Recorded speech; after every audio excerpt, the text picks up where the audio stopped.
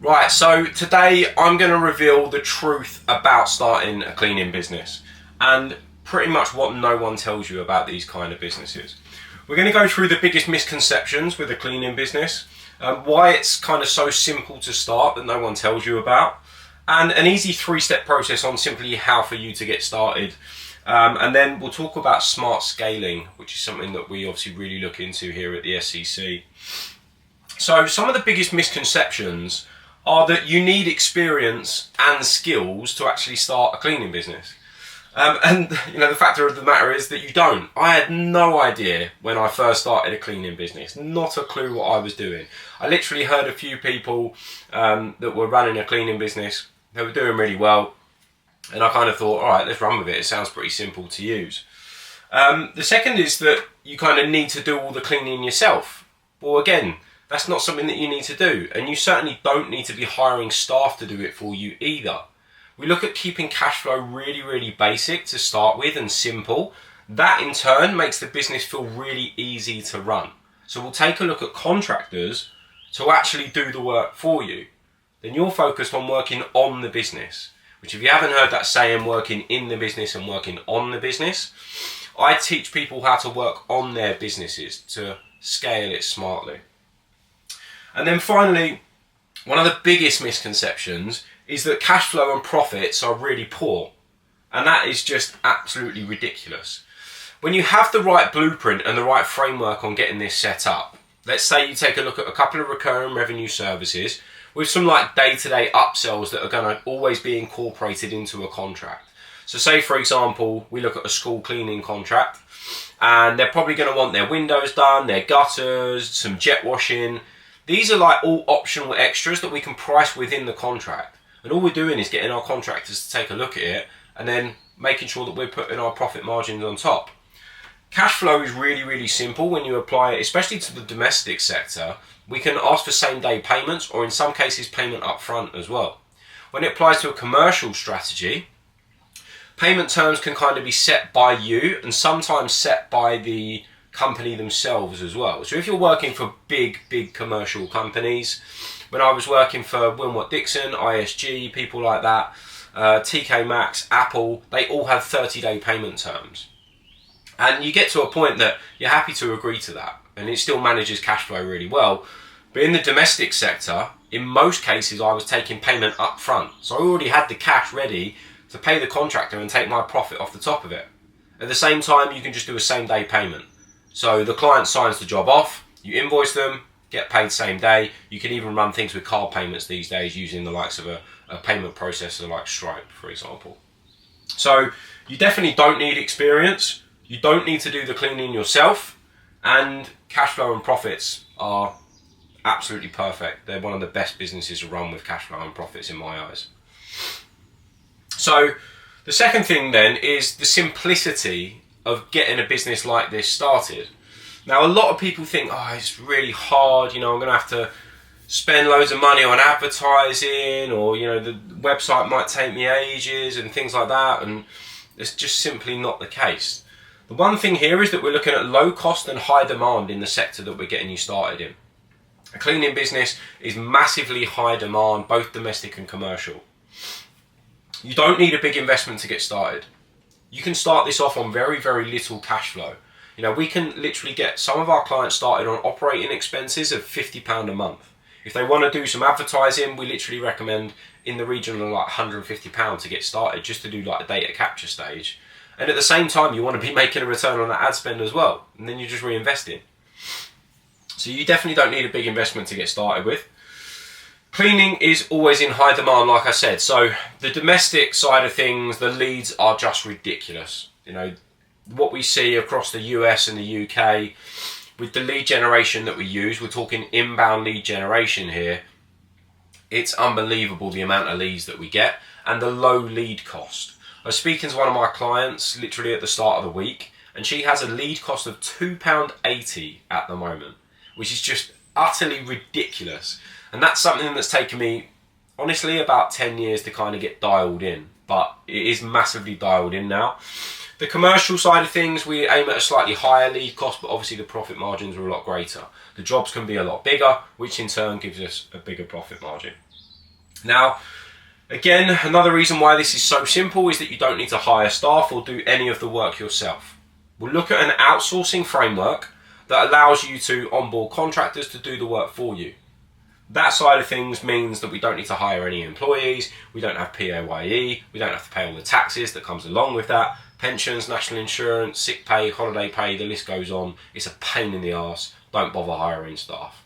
If you want to get started quickly and keep it simple, use contractors to get started with. Now, the next thing, again, is really focus on this simplicity and the cash flow of the business as well. Now, I've already just kind of touched on this, but cash flow is really, really easy with our setup, because with the domestic sector, we can look at kind of same day payments or end of job payments. And the commercial sector, you can set your own terms as well. So I always used to run a 14-day payment term. That allowed me to have any potential snags with the job, but if I had to send the contractor back to go and get the job finished off, get it signed off by the client, usually I could easily pick up the phone and say, look, the job's complete, is there any chance we can invoice you and get the job paid? And that was never an issue with most of my clients. Some of them wanted a 14-day payment term, some of them wanted a 30-day payment term. Again, not an issue. As long as we're getting paid and we've got that cash flow coming through, it's really easy for you to start to withdraw an income from the business within around about a 4-month time frame, subject to how quickly you want to scale.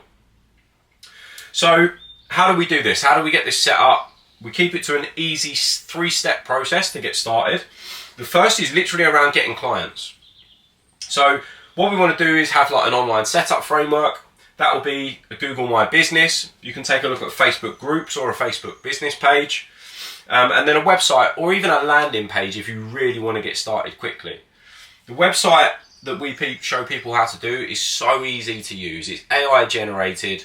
It's just a simple website builder, and that's all we need to get started, because we're either going to run paid traffic to the website, or if you're starting this organically, then you'll be using the likes of Facebook groups, some outbound marketing as well, but we can always pull them back into the website. That's like where your funnel is going to be, that the customer journey is always coming through and landing in that website. Then they're taking action. That's when we're getting a lead coming through. So the next is setting up some paid inbound leads. Now, like I say, we've got this absolutely dialed in. It couldn't be more dialed in than if we tried. We're watching people turn on campaigns at the moment and be inundated with leads the next day. Even in some cases, people are having to turn down their spend because they're getting too many leads coming through, and they're working a 9 to 5. There's only so many leads they can take on.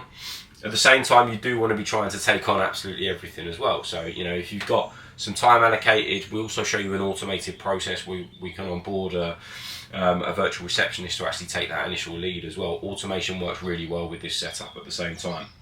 So paid inbound leads, that is all about getting our first clients. Let's just get some clients in. Let's start making some money off the back of them. So then we're going to hire contractors. Now we're going to look at local independent contractors and smaller businesses to get started with. They've got really good proof of social proof online, good business history, but they probably aren't doing the same lead generation that we're going to be doing. That in turn means they want to work for us because we're passing them work all the time. And that makes things a lot easier for them to scale at the same time. Most of my contractors now that I've worked with for nearly 10 years, I've grown my business with them and they've grown their business at the same time through me passing them leads. So they've always been, more than happy to continue working with me.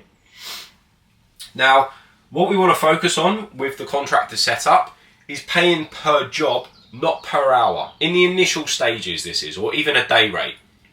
Because paying per job keeps things really, really simple. Remember, we want to make this business feel easy. So how we do that is paying per job. So a contractor comes back to me with a driveway, seal and clean and sand, and it's £1,000. Now I'm going to take a look at that job and ascertain my own profit margin on that job.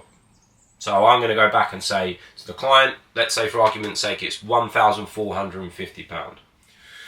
I know when that job's complete, I'm making £450. If I put the contractor on an hourly rate, there might be no guarantee that they get the job in the certain amount of time frame that they thought they would do. So if they said to me it's 2 days and they're going to charge me £300 a day, for example, and that comes to 600 quid, and let's say I put on £200, but then the job goes into a third day well then I'm £100 out of pocket. So keeping it as pay per job, you always know your profit margin, which keeps it really, really simple.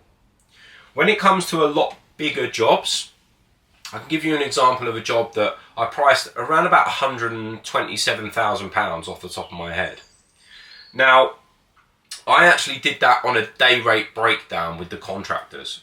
So they brought in their own staff, they did all the equipment, materials, everything like that, but I ran it on a day rate just because it was easy for me to kind of track it.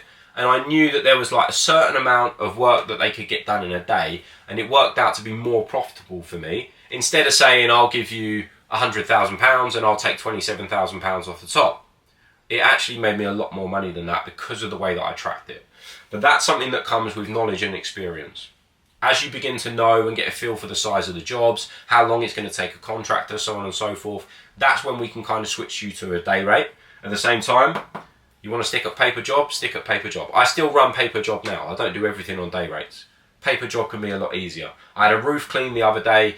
It got come in, the contractor priced it up for roughly 2,800 off the top of my head, and I put in £6,000 for the job. I ended up giving him a little bit more because there was more work involved in the end. But what I didn't need to do was go back to the client and start messing about with the job cost, because I already had enough margin in the job to be able to kind of deal with it myself. Like, the contractor only needed another few £100, so I still made £3,000 off the back of it. And that kind of setup, the pay per job, is one of the fastest and easiest ways to grow this kind of business. So basically what we've just discussed is keeping the profit and then scaling. Because what we've just done there is gave you an example of a job that was total £3,000 for me, and I priced it at £6,000, so I made a £3,000 profit. That's me keeping my profits. That had a 14-day payment term because it was a commercial client. I've been paid, nice and simple, cash flow's good.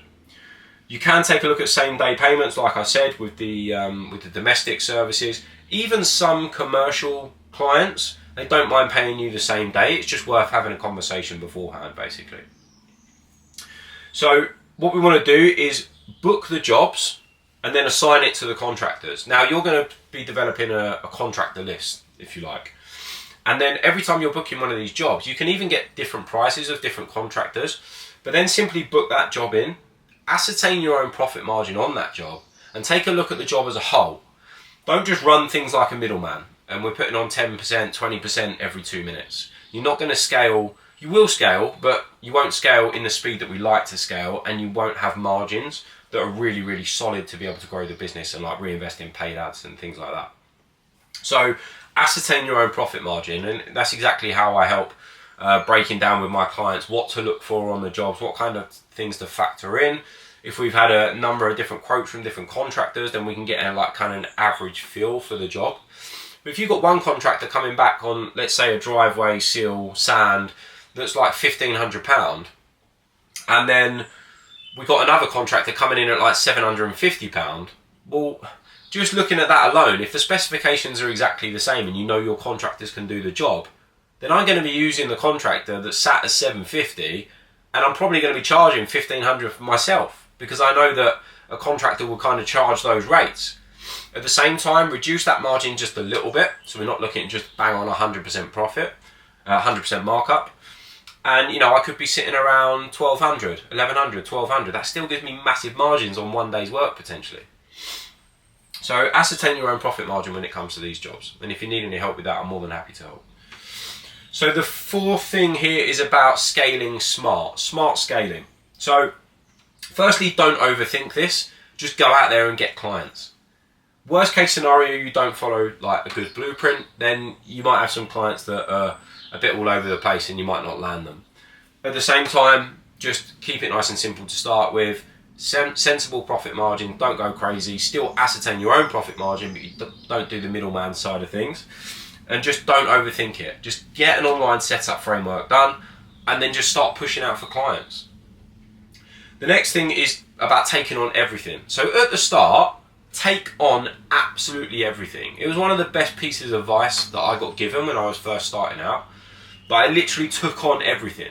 I just went for it. Anything that come in, I took it on. I got used to working with my contractors. I got used to speaking to clients. I got used to ascertaining my own profit margin, and it grew the business really quickly.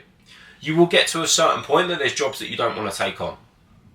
Then the margins might be a little bit smaller, the contractor might be a pain in the arse that's dealing with it, so we can always look at new contractors. But you just might not like taking those jobs on. You might just see that the margins just don't really work for you. So we'll just get rid of them. If they come in, we won't categorise for them on the inbound lead generation, and then we won't be getting those leads coming in. At the same time, we can literally just take it off the website and say that we don't advertise for it anymore. So the next thing about scaling smart is reinvesting into paid ads. So if you're starting completely organically, then it makes sense to reinvest into paid ads with the profit that you're making. At the same time, if you want to scale, let's say you want to scale to £10,000 a month, then do that by running paid ads as soon as you can, and then keep reinvesting into paid ads until you get a return that sees you at recurring £10,000 a month net profit. That's exactly how I scaled my first business. And I got to the point that I had loads of word of mouth as well. So I wasn't spending crazy amounts on ads at the height of things, and I still generated massive profits off the back of it because my business was out there. I was now getting word of mouth clients. Referrals are really good in our line of work as well. So the one thing that I want you to take away from this video is that simplicity makes this business feel easy. This is a really, really simple business to run, and simplicity makes the business feel really, really easy. And the one thing that I've been taught over the years is about making my businesses feel easy. You don't get the stress, you can navigate any potential problems really, really easily, and when the business just runs smoothly and easily, it's plain sailing. You can just scale smart from there. So as always guys, I hope this video helps you. If you want to speak to me or my team, I'll drop a link in the comment section, and you're more than welcome to jump on a call with us as well.